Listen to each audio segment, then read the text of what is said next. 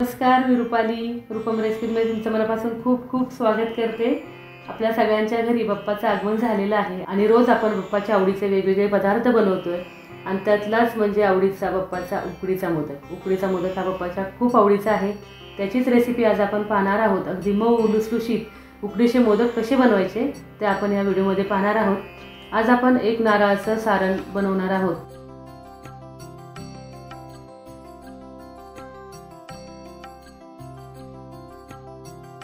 मोठ्या क्वांटिटीमध्ये मोदक कसे बनवायचे त्याची लिंक आपण डिस्क्रिप्शन बॉक्समध्ये दिलेली आहे। त्याच्यामध्ये अगदी मी डिटेल सगळं माहिती सांगितलेली आहे।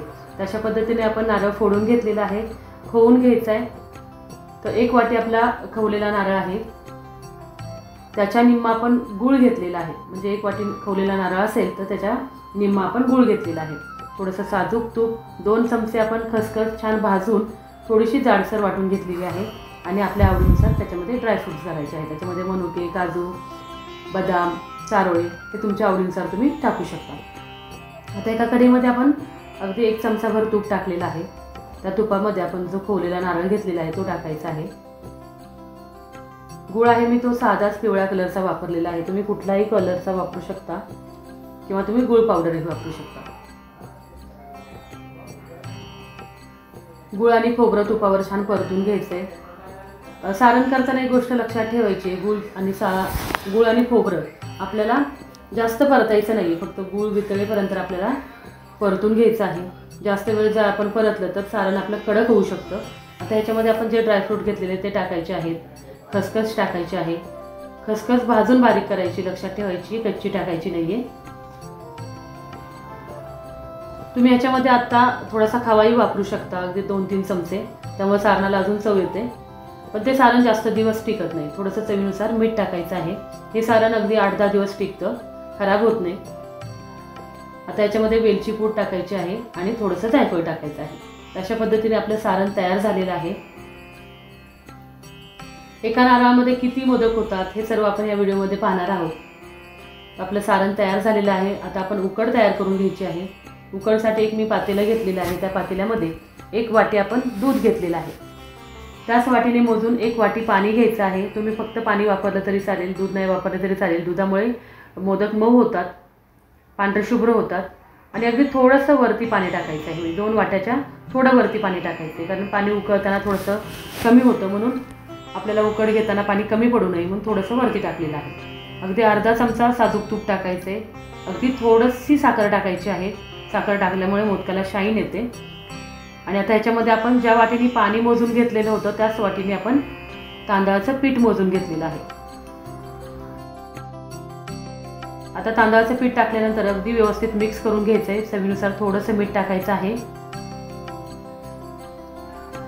अगदी बारीक गॅस करून ठेवलेला आहे।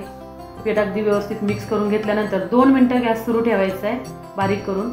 2 मिनिटांनंतर गॅस बंद करून परत 10 मिनिटं झाकून ठेवायचं आहे। 10 मिनिटं झालेली आहेत।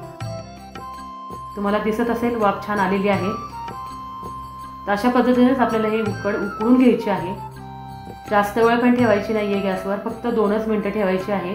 2 मिनिटं गॅस सुरू ठेवायचा आहे, झाकण ठेवायचं आहे। 2 मिनिटांनंतर गॅस बंद करायचा आहे, परत 10 मिनिटं तसंच ठेवायचं आहे। आणि 10 मिनिटं झाल्यानंतर आपल्याला पीठ हे परातीमध्ये असं काढून घ्यायचं आहे। उकड आपली गरम असते, काळजी घ्यायची मळताना। उकड मळताना थोडासा थंड पाण्याचा हात धुवून अशा पद्धतीने छान सॉफ्ट होईपर्यंत मळून घ्यायची आहे।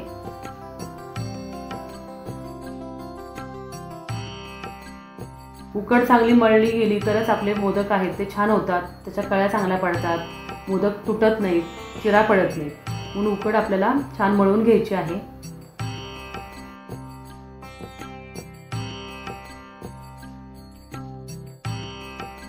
उकड घेताना पण जी मी पद्धत तुम्हाला सांगितलेली आहे ती ठेवायची आहे। तशा पद्धतीने आपण ही उकड छान मळून घेतलेली आहे। अगदी सॉफ्ट अशी उकड आपली तयार झालेली आहे। आता जेवढ्या आकाराचे तुम्हाला मोदक बनवायचे आहेत तेवढ्या आकाराचे गोळे बनवायचे आहेत। नाही तर मीडियम आकाराचे मी मोदक बनवते म्हणून एवढ्या आकाराचे गोळे बनवून घेतलेले आहेत। आपण 2 वाट्या पीठ घेतलेलं आहे, त्या पिठामध्ये 21 मोदक तयार होतात। 1 नारळाचं आपण सारण बनवलेलं आहे, त्या सारणामध्ये आपले 11 मोदक तयार होतात। मी तुम्हाला 21 मोदक जर बनवायचे असतील तर तुम्हाला 2 नारळाचं सारण लागेल। अशा पद्धतीने आपण प्रेस मशीनच्या साहाय्याने पात्या तयार करून घेतलेल्या आहेत आणि अशा त्याला छान आपण कळ्या पाडून घेणार आहोत। माझ्या कळ्या आहेत त्या जास्त पडत नाहीत, कमीच पडतात. तशा पद्धतीने मोदक आपण छान तयार करून घ्यायचे. उकड आपली व्यवस्थित झाली असेल तर आपल्या मोदकांना चिरा पडत नाहीत. म्हणून उकड अगदी व्यवस्थित शिजवून घ्यायची आहे, मळून घ्यायची आहे. या दोन्ही गोष्टी आपण अगदी व्यवस्थित लक्षात ठेवायचे. आपली मोदकाची पाती आहे ती अगदी पातळ असते, जाड नसते, त्यामुळे मोदक खायला खूप छान लागतो. जास्त पीठ लागत नाही. मीडियम आकाराचे आपण हे मोदक तयार करून घेतोय. जास्त क्वांटिटीमध्ये मोदक कसे बनवायची त्याची लिंक आपण डिस्क्रिप्शन बॉक्समध्ये दिलेली आहे. तिथे जाऊन तुम्ही तो व्हिडिओ पाहू शकता. अशा पद्धतीने आपण मोदक तयार करून घेतलेले आहेत.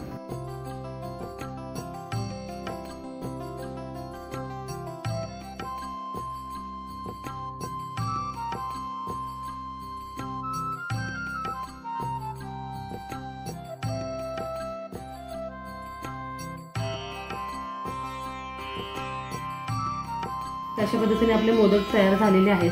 आता आपण उकडून घ्यायचे. तर हळदीच्या पानावर मी हे मोदक उकडणार आहे.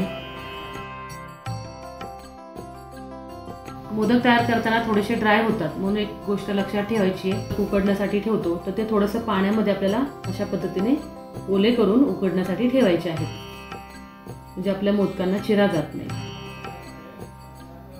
हळदीच्या पानामध्ये उकडल्यामुळे मोदकाची टेस्ट काही औरच असते. अशा पद्धतीने आपण थोडंसं पाण्यामध्ये भिजवून मोदक उकडण्यासाठी ठेवलेले आहेत.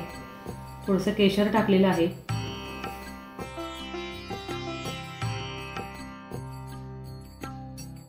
सात ते 8 मिनिटं आपल्याला हे मोदक छान उकडून घ्यायचे आहेत.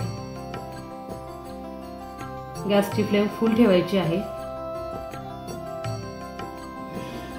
अशा पद्धतीने आपले मोदक छान उकळून तयार झालेले आहेत. तर बाप्पासाठी नैवेद्य आपला तयार आहे.